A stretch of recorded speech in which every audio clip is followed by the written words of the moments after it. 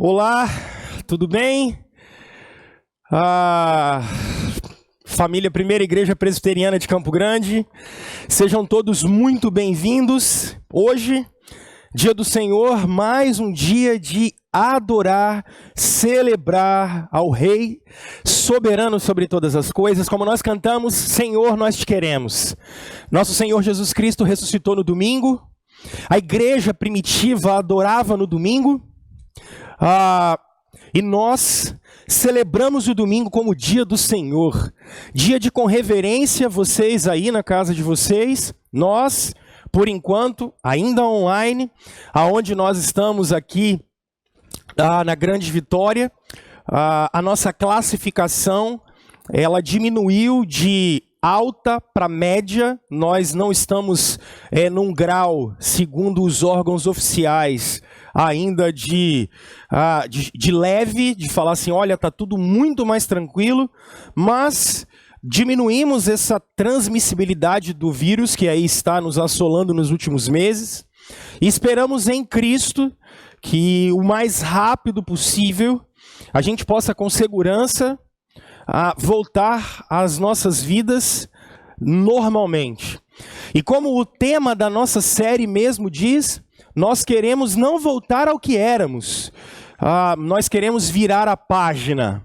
E nós já vamos começar a conversar sobre isso, mas eu quero saudar você, membro da nossa igreja, você que nos visita há muito tempo, ainda quando estávamos lá em março com os templos abertos.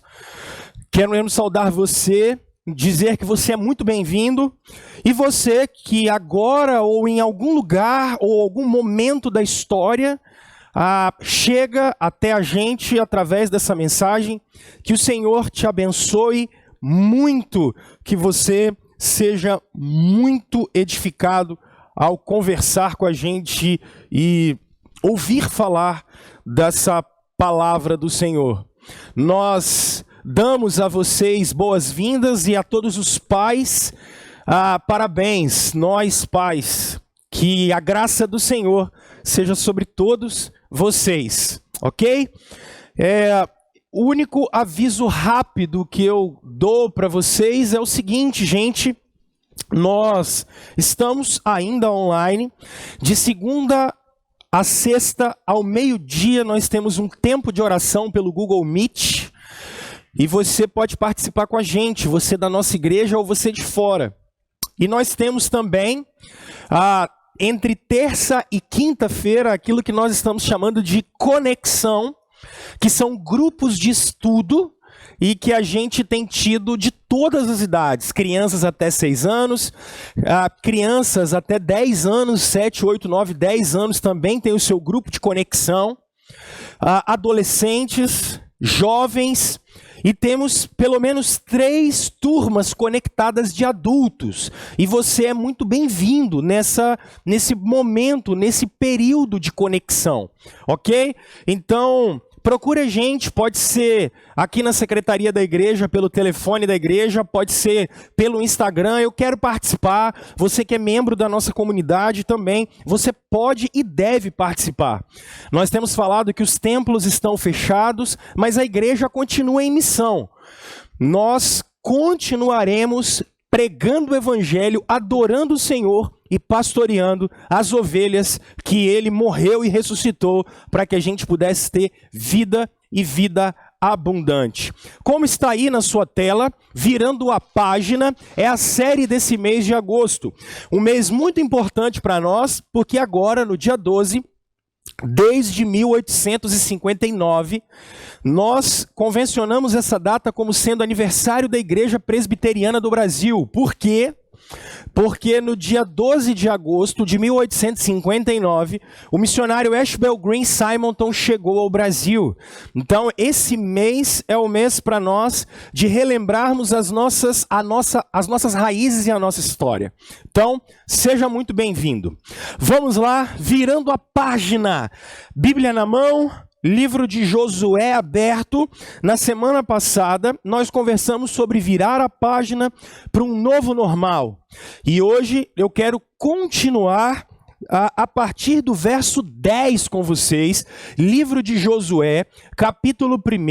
Nós vamos continuar a nossa reflexão a partir do verso 10, tendo por base um filósofo húngaro que diz o seguinte para a gente, quando ele fala que como nós vamos reagir a esse período histórico vai dizer verdadeiramente que tipo de legado nós deixaremos. Que legado nós deixaremos para a história?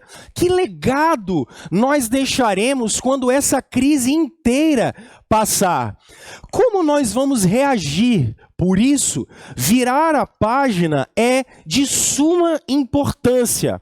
Mas, além disso, há uma escritora canadense que diz pra gente, ela é americana com ascendência canadense, quando ela diz que esses momentos de crise, na verdade, são muito importantes para que a gente observe qual é o tipo de oportunidade que nós teremos.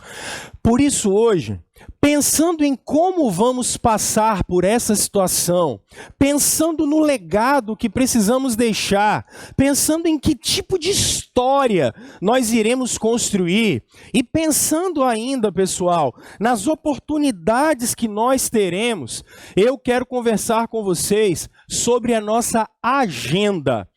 Como virar a página para a gente reformular a nossa agenda. Então, eu convido vocês a abrirem a escritura, bloco de notas na mão, capítulo 1 de Josué, a partir do versículo 10.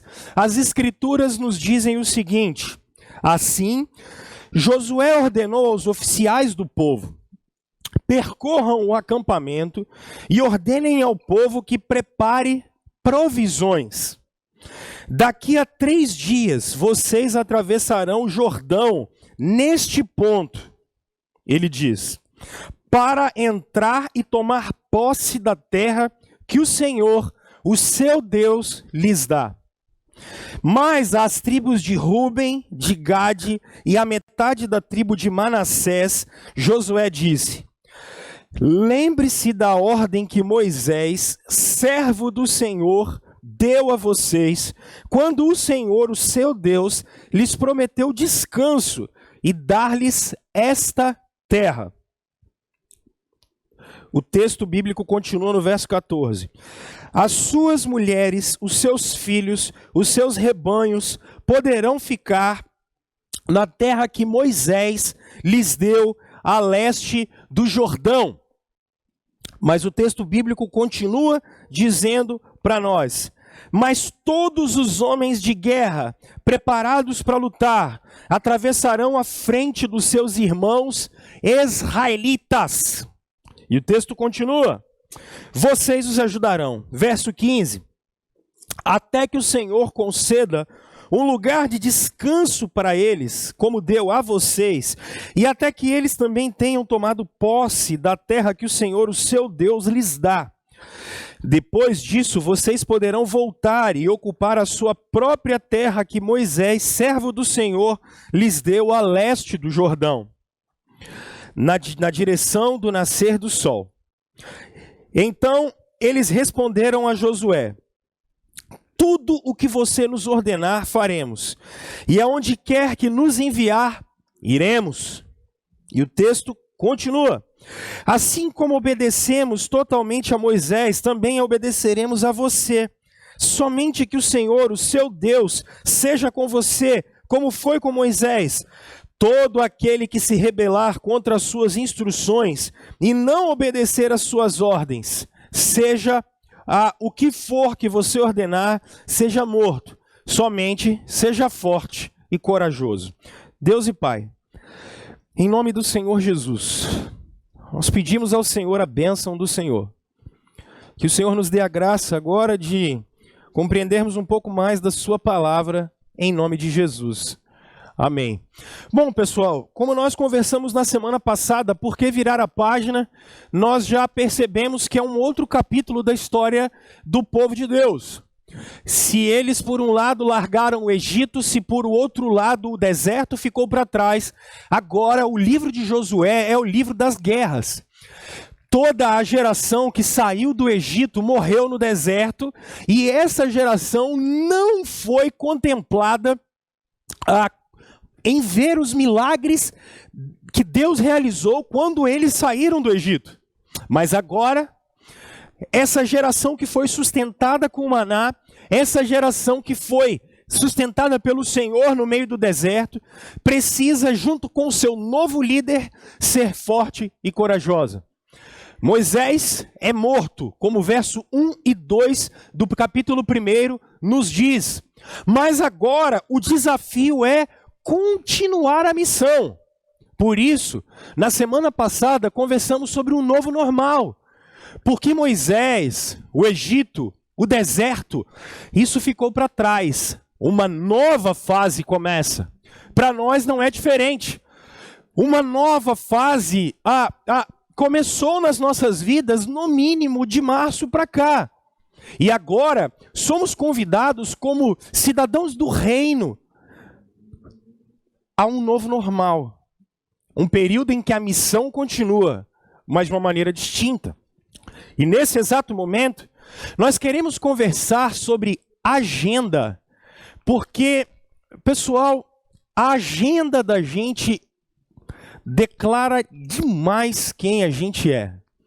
Sua agenda, os seus compromissos, aonde você deposita o seu tempo, é algo de extrema importância.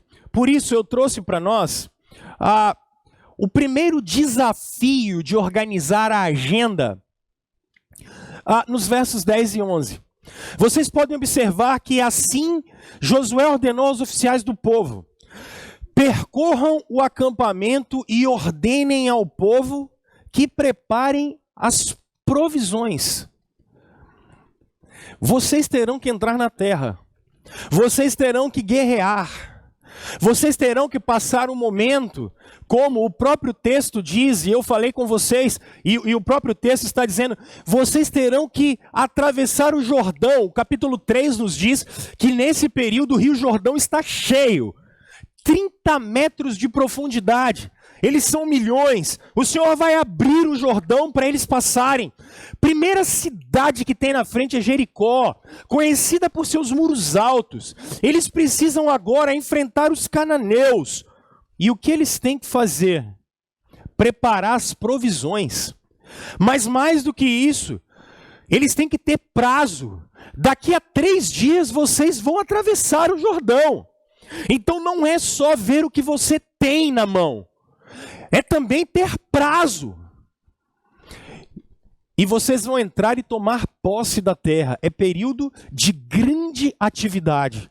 Percebam, para que uma obra seja feita, o texto bíblico trabalha prazo, mas não trabalha só prazo, trabalha previdência, organização dos recursos, organização do tempo, organização e prazo para que atividades e a missão que Deus os incumbiu seja realizada.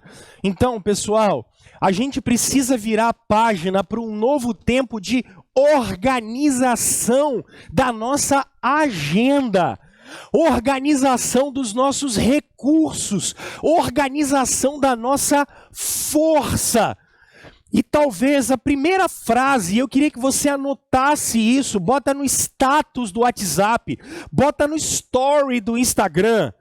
A primeira coisa que eu queria colocar para você é o seguinte: você não tem todo o tempo do mundo.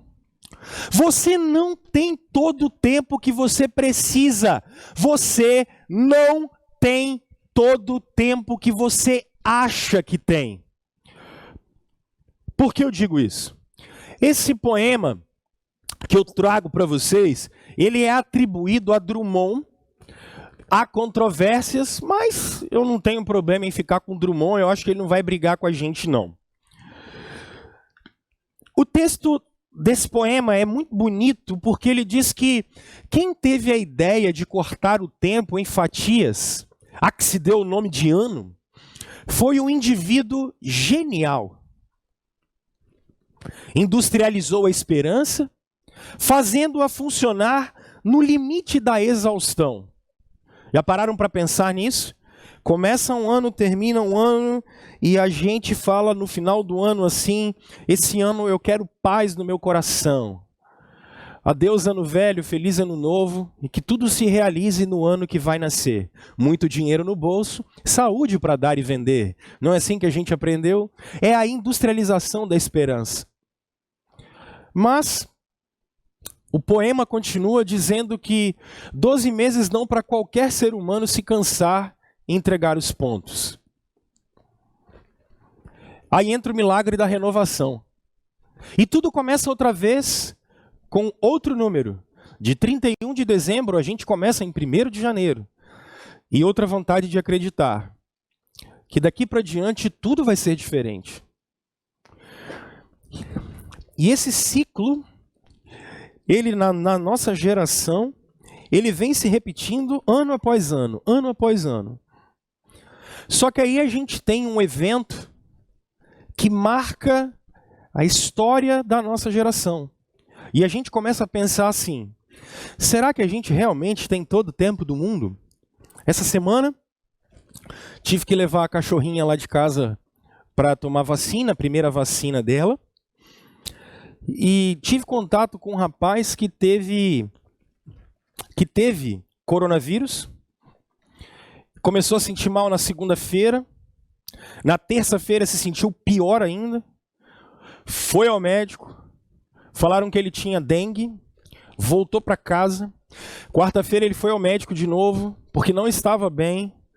Voltou para casa. Quinta, sexta, sábado ele estava caindo pelas beiradas. Ficou no hospital e no domingo o internaram com muita falta de ar, sem conseguir respirar direito, desfalecendo. É um cara forte, grande, mas a vida estava esvaindo pelas mãos dele. Segunda-feira ele disse que teve que aprender a respirar, porque ele não conseguia falar e respirar ao mesmo tempo. Então ele teve que aprender a respirar com o respirador. E de segunda para terça foi uma experiência incrível, ele contando. Ele disse que ele viu a morte. Ele disse que ele esperou, porque a médica disse assim: cara, tá na hora de você ir mesmo, a gente não tem o que fazer por você. E ele ouvia a médica falando com o enfermeiro assim: olha, vamos esperar para esse paciente, porque já deu. Não tem mais o que fazer. E ele, quando conversou comigo, olho cheio de lágrima, ele disse assim: pastor, quando eu fechei meus olhos, eu tive uma visão de alguma coisa diferente, e ele apagou. Literalmente ele apagou, e ele diz: porque ele estava se preparando para morrer. Só que daí, ele diz que viveu uma experiência forte. E ele diz que quando ele voltou, ele viu tudo preto. E eram os enfermeiros colhendo o sangue dele para ver a dosagem. E ele pensou primeiro que estava no inferno. Mas aí ele percebeu que não estava. E ele viu que estava vivo. Quando a médica chegou no plantão seguinte, ela falou: o paciente fulano de tal, já perdemos ele. E a médica não acreditava que ele estava vivo ainda. O mais bonito dessa história é que, embora o sofrimento desse rapaz tenha sido extremo, ele disse: pastor, eu viveria tudo de novo. Porque agora eu estou conseguindo enxergar a vida de uma maneira diferente. Detalhes que eu não via, porque eu percebi que a vida é muito curta, pastor. E a vida pode ir embora a qualquer minuto. Então eu preciso viver os momentos de uma maneira diferente. Você não tem todo o tempo do mundo. Eu não tenho todo o tempo do mundo. Diferente do que Renato Russo nos diz em Tempo Perdido, nós não temos todo o tempo do mundo. A esperança pode ter sido industrializada, mas nós precisamos organizar a nossa agenda, organizar o nosso tempo, organizar as provisões, porque não temos todo o tempo do mundo. O tempo que temos é uma dádiva para ser usado pela graça de Deus, para cumprir os propósitos de Deus na nossa vida, e que o Senhor tenha misericórdia do nosso coração para a gente aprender o que é isso. Por isso eu estou chamando vocês a se reorganizarem. Quando a Inglaterra colonizava as Índias, e não era aqui ainda, era antes, os navios eram menores, então eles iam até a Índia. E quando eles iam, eles voltavam e queriam voltar com os navios cheios e abarrotados. Então, eles enchiam muito seus navios, muito. Só que eles começaram a notar que quando eles enchiam muito seus navios e vinham e voltavam para a Inglaterra, eles perceberam que no meio do caminho o navio sempre afundava. E por que o navio afundava? Porque ele estava sobrecarregado. E o que eles fizeram então? Eles criaram, a partir de estudos, essa linha chamada linha de Plimsoll. E o que é essa linha de Plimsoll, pastor? Simplesmente, quando você vem aqui no Porto de Vitória, você observa essa marca vermelha que eles criaram, e preto em cima, tem uma linha. E que linha é essa, pastor Rômulo? Essa é uma linha da sobrecarga. Que linha da sobrecarga é essa? O navio não pode ficar abaixo dessa linha. Se ele ficar abaixo dessa linha, é porque ele está sobrecarregado e ele vai afundar. Agora olha bem para mim. Qual é a sua linha de Plimsoll? Pessoal, não adianta falar que a nossa vida não teve uma mudança de março para cá. Nós, por exemplo, eu que tenho filhos pequenos, a gente teve que passar a cuidar dos nossos filhos dentro de casa. Educação é EAD. Trabalho, para alguns de vocês, via de regra home office. Só que home office é quando você tem um quarto, está com a porta fechada, crianças na escola, marido trabalhando ou esposa trabalhando, e você tem pelo menos um período de paz e sossego para poder trabalhar. Muitos de nós não tivemos isso. Mas não é só isso, olha toda a pressão do lado de fora. Se você trabalha em qualquer lugar, a gente ficou nessa pressão. O que fazer? Então, a educação de filhos mudou, os casamentos mudaram. Nós agora estamos podendo nos relacionar um pouquinho mais com as pessoas que estão longe de nós. E aí, o que a gente observou dos últimos 150 dias para cá é sobrecarga. Porque alguns de nós tivemos que virar personagens que nós não éramos. Por exemplo, conversando com pessoas aqui da nossa comunidade. Muitos falaram, olha assim, olha, agora eu sou professor dos meus filhos ou professor dos meus netos. Só que agora eu tenho atividade tal, tal e tal, porque o telefone não para de tocar. E assim sucessivamente, pessoal. Então, se a gente não der uma brecada e falar bem assim, opa, eu preciso compreender qual é o meu limite. Porque nós, seres humanos, especialmente nós brasileiros, nós temos dificuldade com uma palavra chamada não. A gente começa a assumir compromissos e mais compromissos e compromissos e mais compromissos. Nós queremos mostrar serviço e às vezes é necessário. E aí a gente começa a ficar sobrecarregado. E o navio da gente vai acabar afundando. Qual é o seu limite? Você precisa saber quais são as atividades primordiais que eu e você vamos fazer. Por isso, pessoal, a pergunta que a gente precisa fazer para reorganizar é o que é que Deus realmente mandou eu e você fazermos. Então a gente precisa reorganizar a nossa vida e a nossa missão. Pastor Rômulo, o que é que você quer dizer com isso? Pessoal, reorganizar a vida e reorganizar a missão é nós compreendermos quais são as prioridades que precisamos dar. Aonde vamos colocar o nosso resíduo de energia? Aonde vamos depositar investimentos financeiros?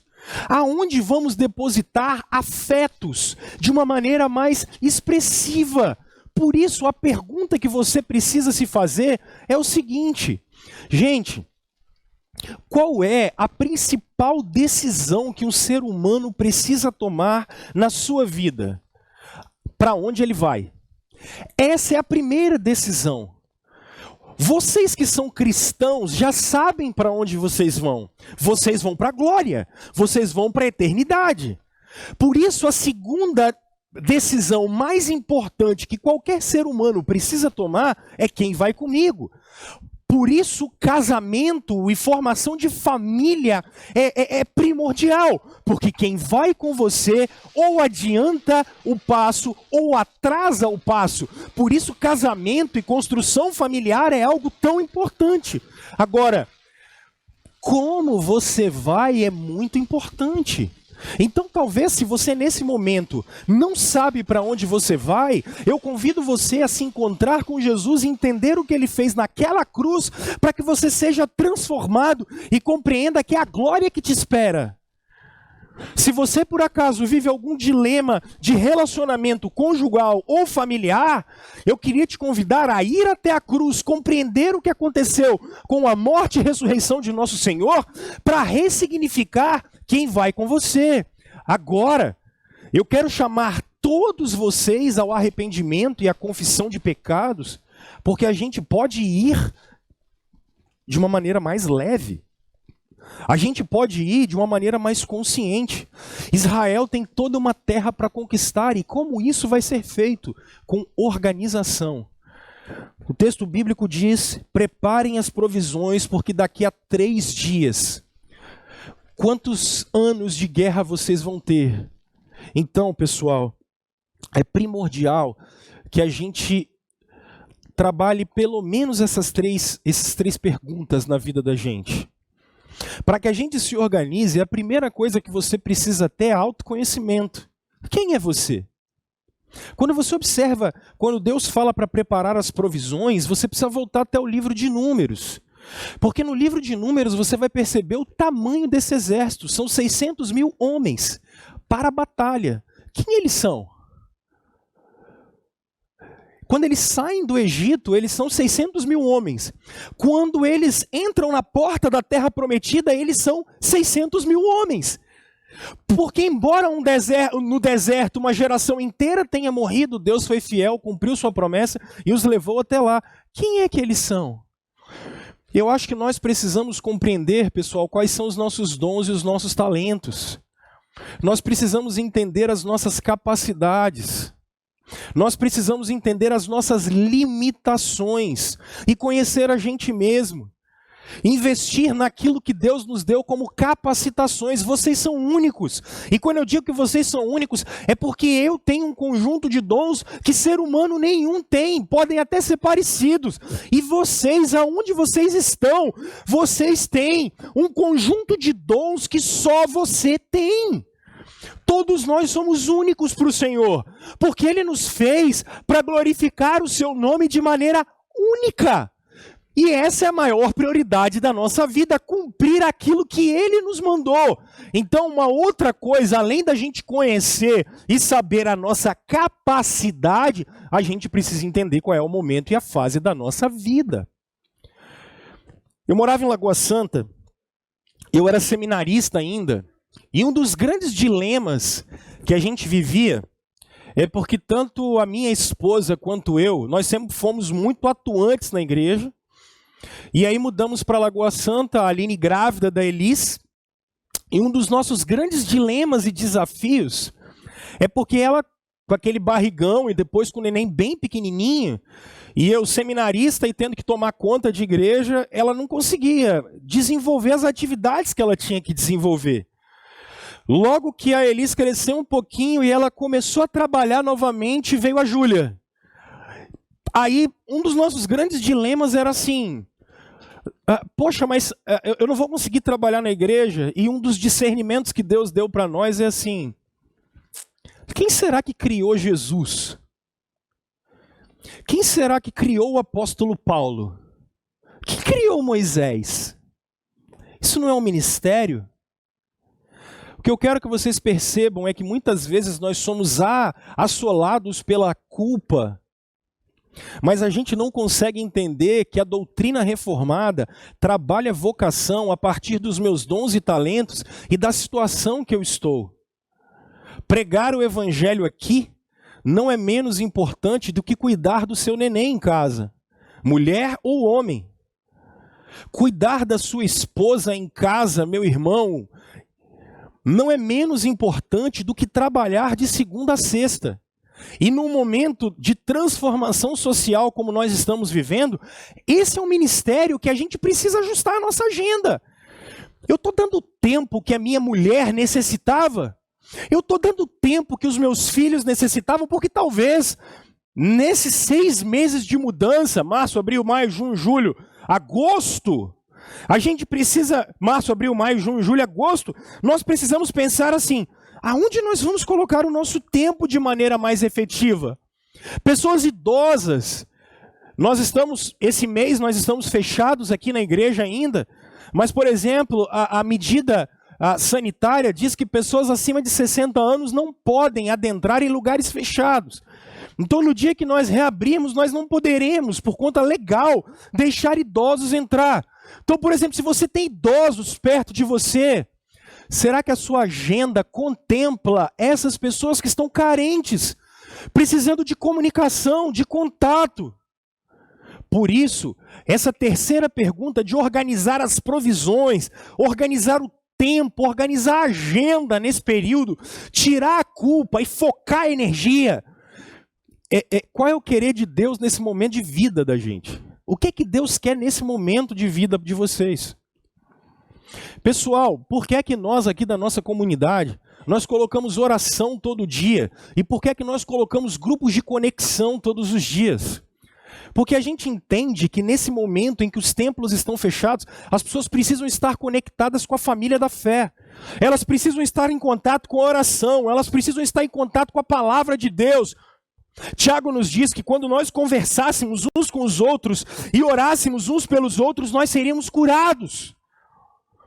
Por isso essa agenda de devoção e de adoração, ela é necessária, mas reajustar esse foco, reajustar e entender assim, Deus, o que é que você quer de mim nesse momento?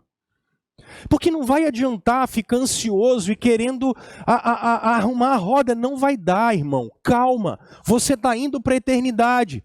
Olhe quem está com você, amigos, pessoas em volta, trabalho. Olhe o que está em volta, canalize a energia, canalize a força e pergunte para o Senhor assim, Deus, lá atrás você quis que Israel entrasse na terra, Deus, lá atrás você quis que Jesus, engraçado nosso Senhor, pessoal, porque nosso Senhor disse assim, olha, eu vim para isso, Ele sabe a missão dele. Várias pessoas doentes, os apóstolos falaram assim, Senhor, mas tem que ficar aqui curando essa gente. Jesus olhou e falou assim, pessoal, então, vamos voltar porque eu tenho que pregar ainda lá, a minha missão ainda não está cumprida. Pergunta, você como marido, você como esposa, você como profissional, você como patrão, você como funcionário público, a vocação que Deus colocou, você como filho, você como estudante, o que é que Deus quer de você? Nesse momento é hora de virar a página. É hora de virar a página. Não adianta. Aonde nós vamos e o que vamos priorizar. Percebam, meus irmãos, que nós podemos continuar essa conversa e a gente pode olhar o seguinte que eu queria colocar com vocês. Eu queria pedir que você se reorganizasse a partir de quatro ideias. Porque a gente vive a vida como se tivesse todo o tempo do mundo. Observe que organização diz para a gente parar, listar, planejar e agir. Eu vou fazer uma viagem. Primeira coisa, para onde eu quero ir? Meus recursos, eu consigo ir aonde? Dá ou não dá? Eu vou comprar um carro. Brasileiro faz assim, ele vai nas Casas Bahia e ele pensa se ele consegue pagar a prestação. Tá errado. Tem que ver o valor final. Não é olhar, cabe, não. Porque às vezes você paga 2, 3 celular, 4, 5, 10 aparelhos de som. Não. Por isso tem que parar e listar e dizer assim, olha, eu sou o Rômulo, eu sou pastor dessa igreja e hoje eu tenho que fazer tal e tal coisa. Como eu vou fazer? E aí, eu vou tomar a atitude que eu tenho que tomar. O que eu quero dizer para vocês, gente? O desafio da organização e o povo para entrar na terra precisa se organizar. E a pergunta que eu faço para vocês é assim, quando é que eu parei para desenvolver essa atitude? Hoje é domingo, por exemplo. Você está cultuando e você vai ter um tempo, dia de descanso. Dia de você sair com a sua família, almoçar com os parentes, mesmo que seja virtualmente, né? Dia de você gastar tempo com quem está em volta de você. Quando é que você parou, por exemplo, para falar amanhã é segunda-feira, terça-feira, quarta-feira? O que eu vou fazer nesses dias? Quando é que você parou para listar? E aí, quando é que você, ponto 2 aqui, quando listaremos tudo aquilo que temos que fazer até a próxima semana? Esse é um grande desafio. Para a gente não começar a ficar enrolado com tantas atividades.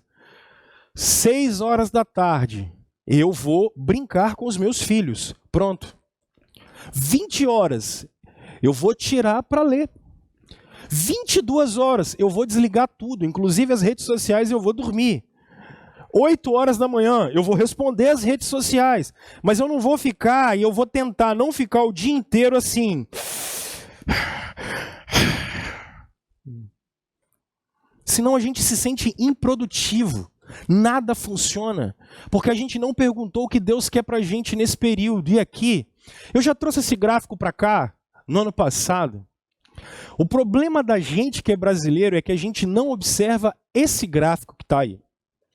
É um gráfico de importância e urgência. Eu tenho pensado muito sobre isso, refletido muito sobre isso. Tem sido dias extremamente, para mim, por exemplo, de muito trabalho, porque não é só botar a igreja, por exemplo, para dentro da internet. Essa talvez tenha sido a parte mais fácil. Agora, cuidar das pessoas sem poder visitá-las é muito difícil. Orar com as pessoas, então, é um exercício difícil. Eu tenho que saber que horas eu começo, que horas que eu paro, que tem outras demandas da vida para fazer. Então, de acordo que as coisas forem, pessoal, mais importantes e mais urgentes, a gente precisa escalonar isso. Se você olhar uma coisa que é pouco importante e pouco urgente, deleta isso da sua agenda. Deleta. Eu não vou mexer com isso aqui. Eu não preciso fazer isso. Eu não preciso ser dominador e controlar tudo. Eu posso descansar. Agora, se é uma coisa de muita importância, mas é muito importante, mas não é urgente, eu posso fazer daqui a pouco, coloca isso na sua agenda. Eu vou fazer tal tempo, em tal lugar. Ah, é uma palestra tal que eu tenho que assistir. Ah, é um irmão tal que eu tenho que ligar. Ah, é um parente tal que eu não falo há algum tempo. Eu não posso falar agora, mas eu vou ligar para ele semana que vem. Eu vou anotar aqui na agenda do telefone. Vai tocar e eu vou ligar para ele. Coloca na agenda. Agora tem coisas que são muito urgentes, mas elas não têm importância nenhuma. Pede alguém para fazer. Ah, tem que pagar a conta de luz e eu não posso ir na casa lotérica. Gente, pede alguém. Ah não, aqui em casa está faltando farinha e fubá e eu não tenho condição de ir no supermercado. Delega. Quem pode fazer isso por você? O problema, e é muito engraçado, você começa a perceber famílias. Algumas pessoas elas falam assim, se eu não tivesse aqui, as coisas não funcionariam. Nós somos engraçados demais, né? Parece até que o mundo é antes de mim e depois de mim. Ei, o mundo já existia antes de você, e se você não sabe ainda, ele vai continuar existindo depois de você. Então, aquilo que é urgente, mas não é importante, ninguém vai morrer por causa disso, pede alguém para fazer para você. Delega. Ai, pastor, mas não sai do meu jeito. Então, peraí, irmãozão, ensina. Ah, pastor, mas não sai do meu jeito. Para de ser controlador. Agora, você vai para a glória, você tem pessoas do seu lado. Como é que você vai? Para de ser controlador. Para de ser procrastinador. Então, se uma coisa é muito importante e urgente, por exemplo, eu tenho 2 filhas, então eu só tenho elas crianças agora. Então, algumas coisas é fazer e fazer agora. Fazer e fazer agora. Eu não posso procrastinar, porque só eu posso fazer isso. Elas só vão ter pai agora. Depois elas vão ser treinadas para a vida inteira. E isso, gente, é com tudo. Parem para pensar nisso. Por isso, é que eu convido a vocês, coloque essa ordem na sua agenda. Como? É urgente e importante? Não é urgente e importante?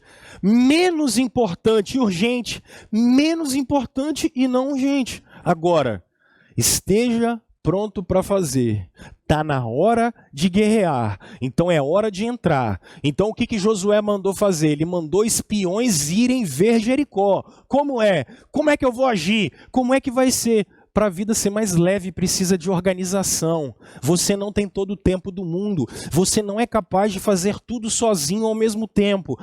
Delegue, transfira, compartilhe. E faça o que você tem que fazer na hora que você tem que fazer. Pessoal, se o primeiro desafio da nossa agenda é a organização, o segundo desafio para a nossa agenda é a solidariedade. Então eu quero que você atribua alguns valores à sua vida, preste atenção em alguns valores da sua vida, mas em segundo lugar eu queria muito que a gente parasse para pensar que a nossa agenda precisa ser organizada, mas na nossa agenda solidariedade é algo que tem que entrar. Preste atenção o que os versos 12 a 15 vão dizer. O texto bíblico é incrível. Eles estão diante do Jordão. Milhares de pessoas. Milhões de pessoas. O que eles vão fazer? Bom, o texto diz: as suas mulheres, os seus filhos, os seus rebanhos poderão ficar na terra que Moisés lhes deu a leste do Jordão. Mas todos os homens de guerra, preparados para lutar, atravessarão a frente dos seus irmãos israelitas. Vocês os ajudarão. Vocês vão ajudar os seus irmãos. Olha para cá. Até que o Senhor conceda um lugar de descanso para eles, como deu a vocês, e até que eles também tenham tomado posse da terra que o Senhor, o seu Deus, lhes dá. Depois que vocês ajudarem os seus irmãos, vocês poderão voltar e ocupar a sua terra, que Moisés, servo do Senhor, lhes deu a leste do Jordão, na direção do nascer do sol. Olha para cá. Esse aqui é um mapa da terra prometida. Aqui no meio está o Jordão. Você vê o Mar Morto, lá em cima o Mar da Galileia e no meio o Rio Jordão. Quando vocês olharem, de um lado do Rio Jordão, o lado oriental do Rio Jordão, vocês vão perceber que há 3 tribos só: Rúben, Gade e Manassés. Manassés era conhecido por serem os donos dos grandes rebanhos. Por isso você percebe que Manassés tem herança do lado oriental e herança do lado ocidental. Eles estão ali e é hora de atravessar o Rio Jordão e entrar na terra que Deus nos deu. O que Rúben, Gade e Manassés precisarão fazer? Será que eles vão ficar nas suas 3 tribos e as outras 9 tribos se virem para lá? Eles que se deem do jeito que precisarem se dar?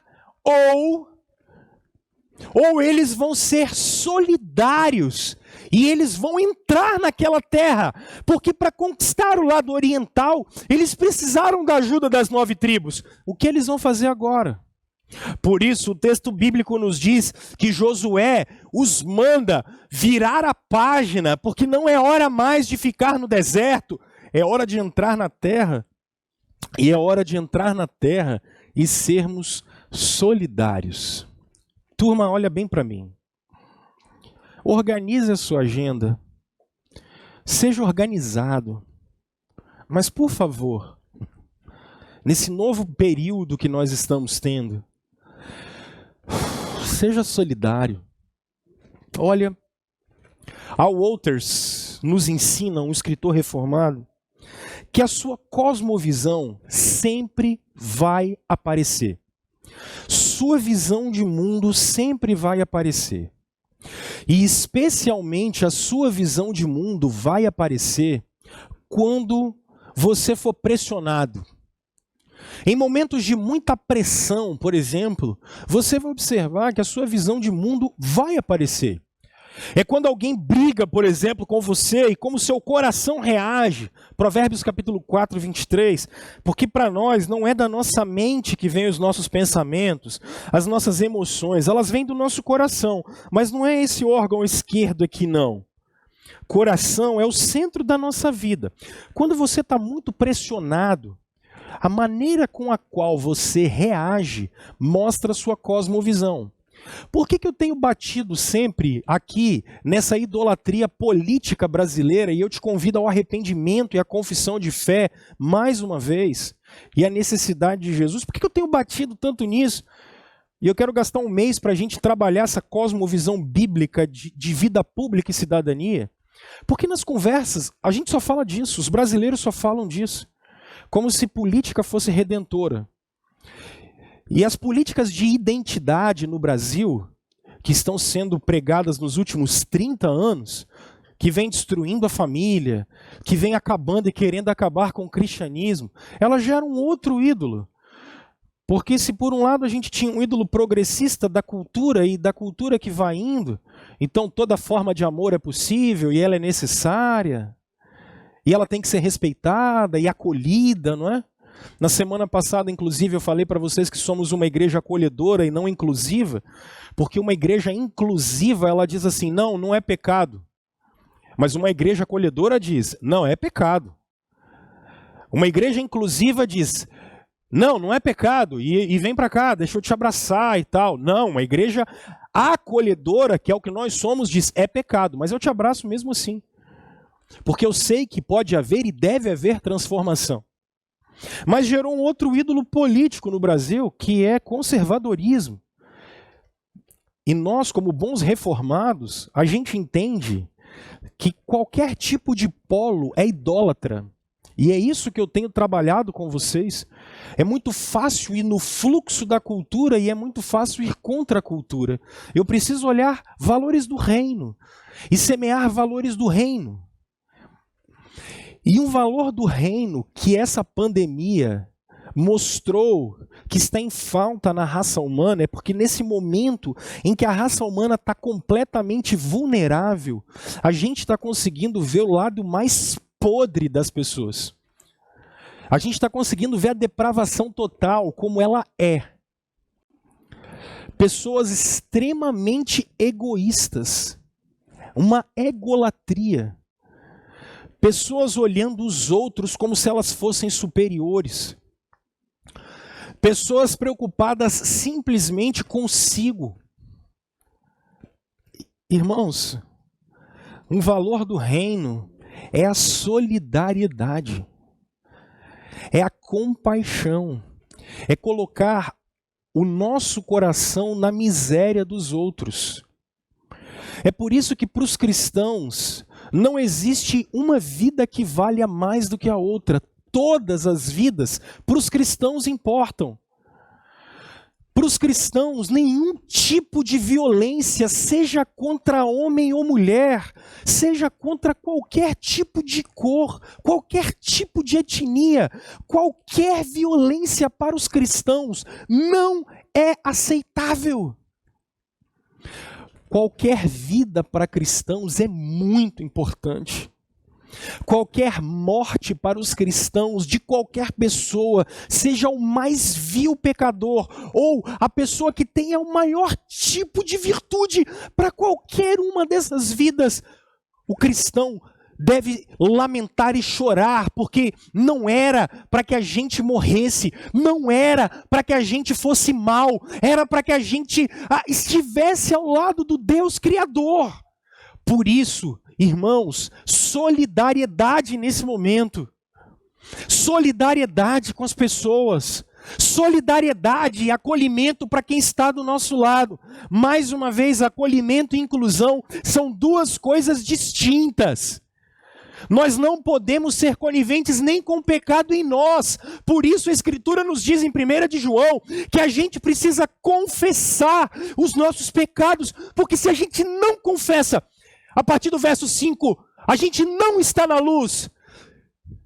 E o Espírito está em nós para nos convencer do pecado. Então, gente, a gente não pode ser conivente com o pecado nem em nós. E o versículo mais citado na pós-modernidade é Mateus 7:1. Não julguem ninguém. Isso é hipocrisia. O que não deve ser julgado é temerariamente. Eu já ensinei isso para vocês. Igreja não é conivente com o pecado. Antes a gente tem que exortar um ao outro, encorajar um ao outro ao arrependimento. Isso é acolhimento, porque eu amo tanto você, que eu não posso deixar você perdido.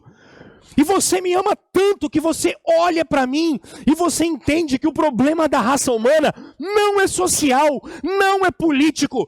O problema da raça humana é o pecado, é espiritual. A gente precisa começar a entender que a raiz está no coração. E aí a gente trabalha a transformação a partir do coração. E solidariedade vem daqui, porque eu realmente não posso me considerar superior a seu ninguém. Porque eu sei de onde o Senhor me tirou. Eu sei de onde eu vim. Eu sei o que eu era. Pastor, mas eu nasci na igreja, eu sempre tive uma conduta extremamente incrível. Pois é, se você não se arrependeu dos seus pecados, tu vai para o inferno, sendo exatamente incrível e cheio de virtude. Porque todos os seres humanos precisam passar pela cruz e se arrepender na cruz, que é suficiente para que os nossos pecados sejam perdoados. Meus irmãos, solidariedade para que a gente lute pelo outro e cuide do outro e abençoe a vida do outro. O cristianismo é sobre como a gente nega a nós mesmos. Mateus, a partir do capítulo 16, é tomar a cruz. Cruz é inquisição, é a gente morrendo para nós mesmos e a gente vivendo para Cristo. E aí, gente, uma ordem incrível que o texto bíblico nos dá. O apóstolo Paulo falando para a igreja dos Gálatas, ele fala algo assim: e não nos cansemos de fazer o bem, pois no tempo próprio colheremos, se não desanimarmos. Portanto, enquanto temos oportunidade, porque nós não temos todo o tempo do mundo, façamos o bem a todos, a todos. Mas olha que engraçado, especialmente aos da família da fé. Já parou para pensar nisso? Por que os apóstolos se reuniram em Atos no capítulo 15 e mandaram que Paulo fizesse bem, especialmente aos da família da fé? E olha que coisa curiosa, porque nas demais cartas, possivelmente, como era costume na antiguidade, Paulo deve ter tido uma amanuense. Mas nessa ele diz: veja com que letras grandes estou lhes escrevendo de próprio punho. O que é isso, gente? Olha bem para mim. Solidariedade é algo que a gente começa fazendo com os irmãos da fé, segundo o Novo Testamento. Sabe por quê? Porque a igreja, olha bem para mim, A igreja deve ser um sinal da glória de Cristo nesse mundo. Então, eu estou aqui com os meninos que estão à minha volta. O mundo tem que olhar para nós, para a igreja de Jesus. Por isso, igreja não é uma coisa abstrata, é a reunião dos santos e dos salvos e dos regenerados. Por isso, igrejas são locais, são comunidades locais, governadas por presbíteros eleitos pelo povo. É essa a dinâmica do Novo Testamento. Aonde os sacramentos são administrados, aonde a palavra é pregada, aonde a disciplina é trabalhada. Para quê? Para que o mundo olhe para essa comunidade e fale assim: carambola, que comunidade legal! Gente, como esse povo é diferenciado! O imperador do primeiro século, do segundo século, chamado Juliano, ele quer exterminar com os cristãos, ele quer acabar com os cristãos, e a história nos diz que ele pede para que seja investigado o que os cristãos faziam.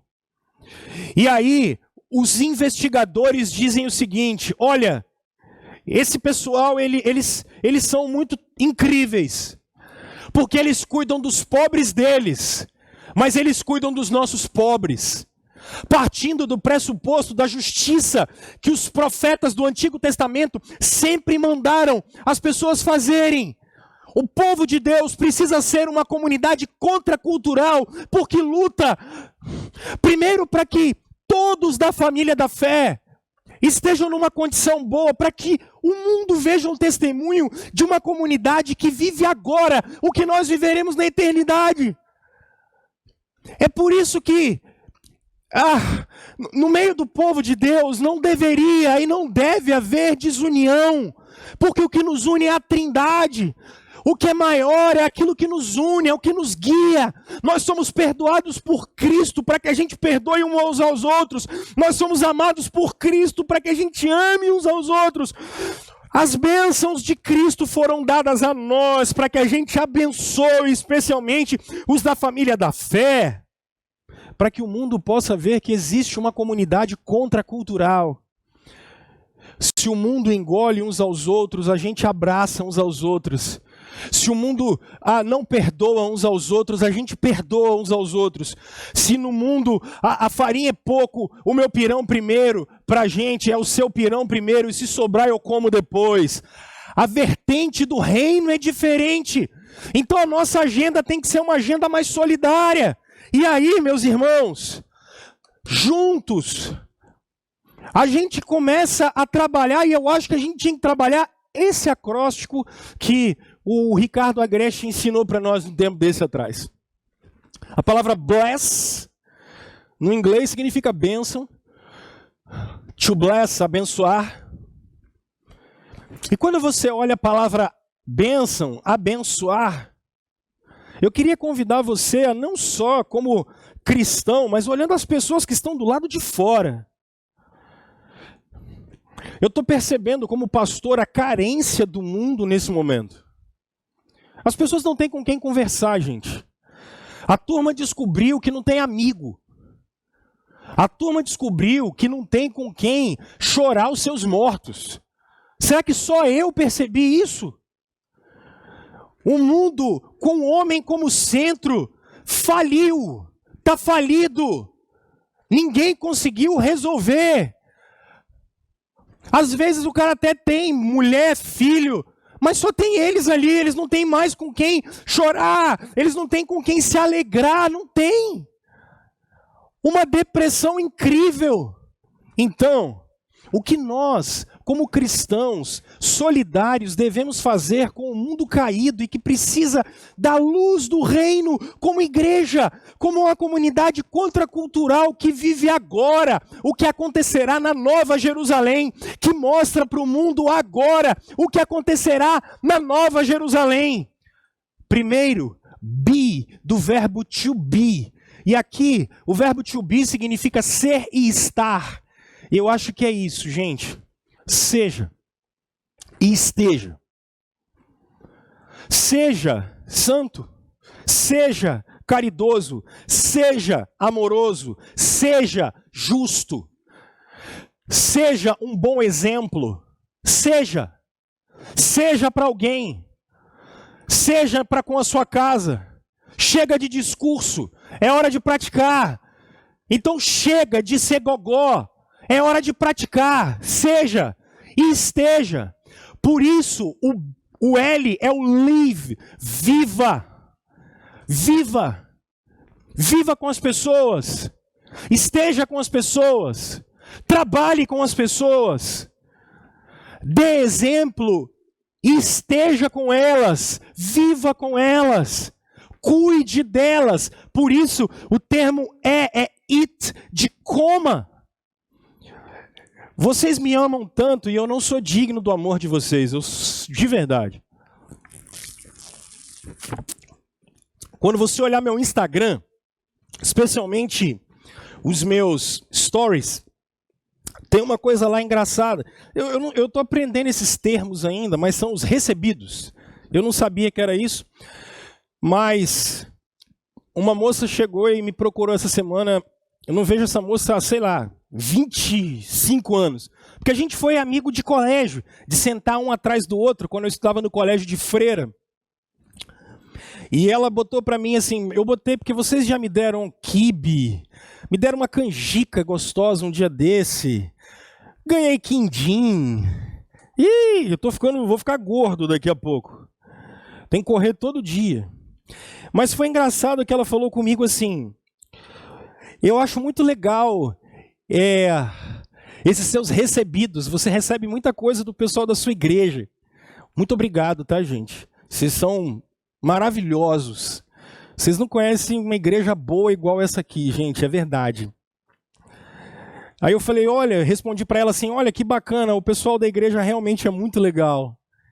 Aí ela falou assim, comer, e para mim, comida significa afeto. Sempre que alguém te dá comida, é porque gosta muito de você. Por isso o texto bíblico manda a gente ser solidário.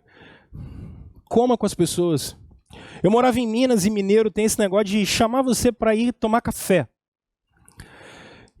E reza a lenda que se o mineiro te levar para a cozinha da casa dele, é porque, cara, ele confia em você. Ele gosta muito de você. Vire a página para comer com as pessoas e demonstrar afeto para elas. Si, que significa veja. Meus irmãos, estejam atentos às necessidades das pessoas. Essa noite eu tive uma boa surpresa, um irmão aqui da igreja me mandou um vídeo de um pastor que cuida de uma casa de recuperação aqui no interior de Cariacica. A gente tinha umas caixas de Bíblia aqui, doamos uma dezena de Bíblias. E esse pastor, com muita alegria, mandou para nós aqui da nossa comunidade assim, quero agradecer o pastor dessa igreja, agradecer essa igreja por todo esse carinho, porque agora eles vão ter alimento espiritual, eles vão ter culto lá numa casa de recuperação de dependentes químicos. O que eles precisavam? 10 Bíblias. 11 Bíblias, 20 Bíblias, 30 Bíblias. É ver a necessidade das pessoas. Eu não sei vocês, eu moro em Campo Grande. E às vezes eu preciso sair à noite aqui no bairro. Meu coração corta, gente. Porque eu vejo pessoas na porta do supermercado no chão. Esse número tem aumentado cada dia. Pastor, a gente não vai conseguir resolver o problema do mundo inteiro. Eu concordo, gente. Mas se a gente, como comunidade local e como discípulos de Jesus, começarmos a entender que nós somos uma comunidade alternativa, não aquela que Raul Seixas dizia, mas a comunidade dos discípulos de Jesus, que foram salvos por Jesus, que vão demonstrar para o mundo que nós fomos amados, nós fomos lavados pelo sangue do Cordeiro e que eles podem experimentar a mesma coisa. Por isso, veja as necessidades das pessoas e, em nome de Jesus, sirva. Sirva. Sirva, irmão. Nós viramos militantes de redes sociais.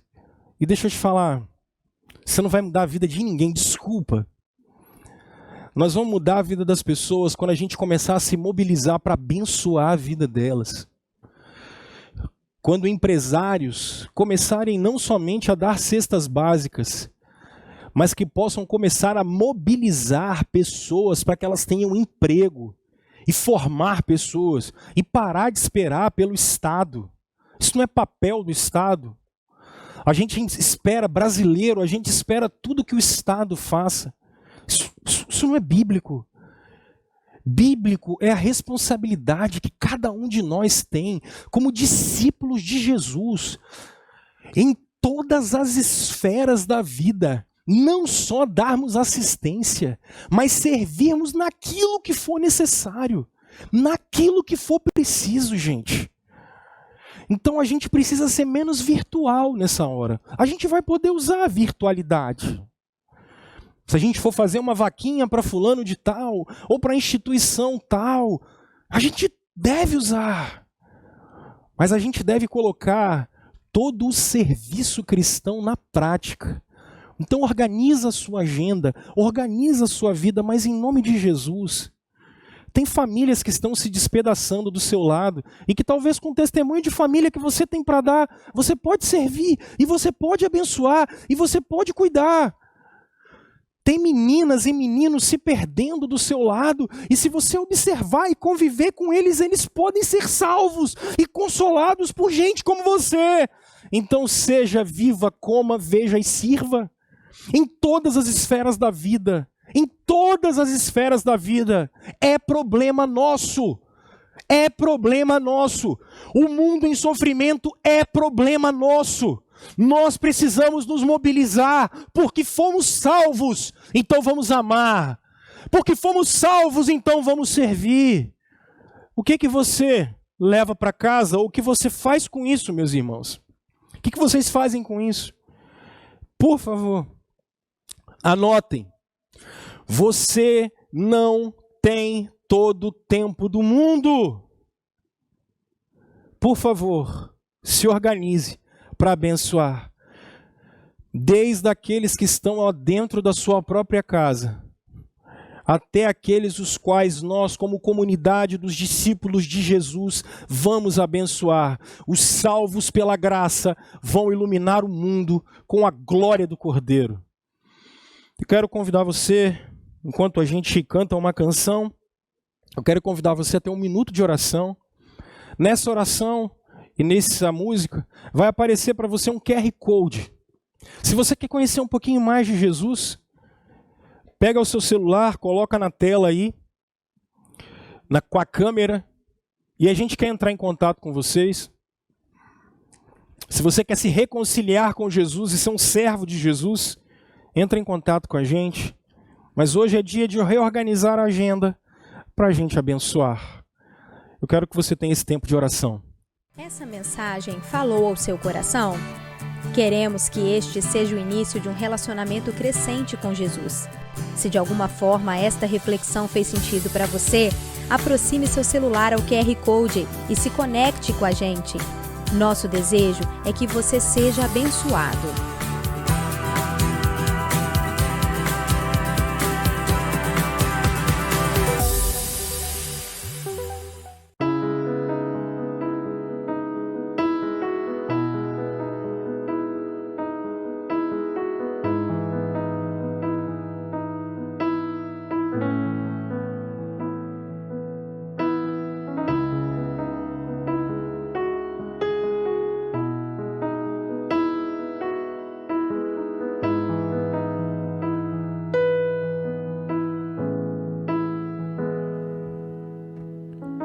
Louvar-te é bem mais do que eu mereço. Adorar-te é mais profundo do que eu pensei. Servir-te é tudo que eu espero.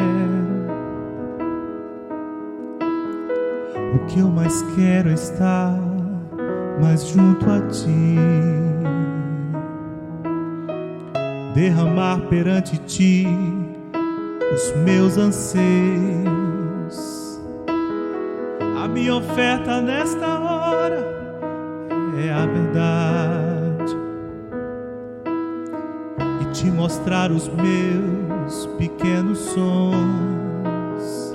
Ah, Senhor, como eu dependo de Ti para me curar, para me ensinar o caminho que devo seguir. Podes me usar, Senhor, como Tu bem queres. Abra o meu coração.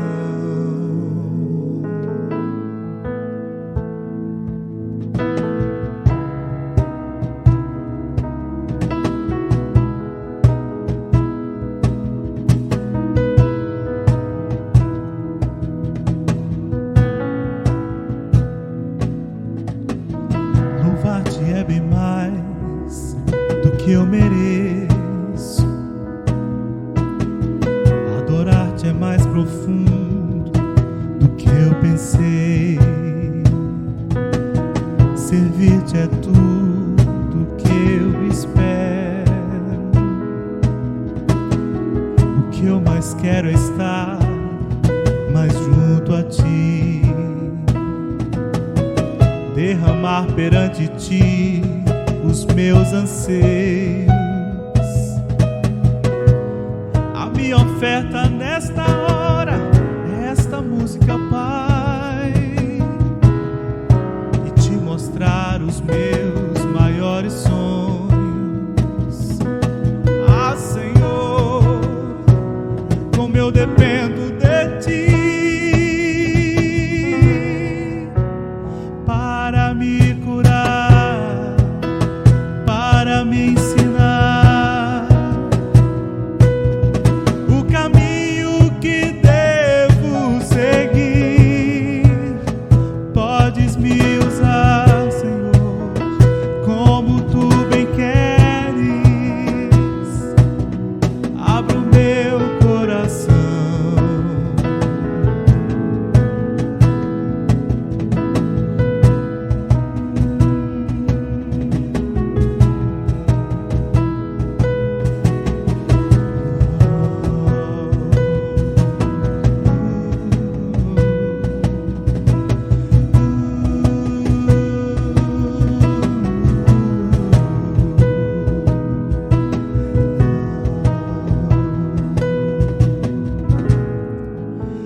Para me curar, para me ensinar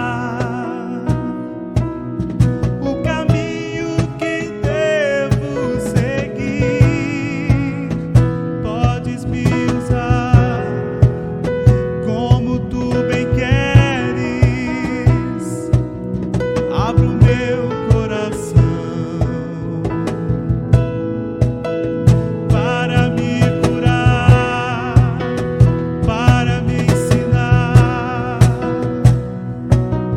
o caminho que devo seguir. Podes me usar, Senhor, como Tu bem queres. Abra o meu coração.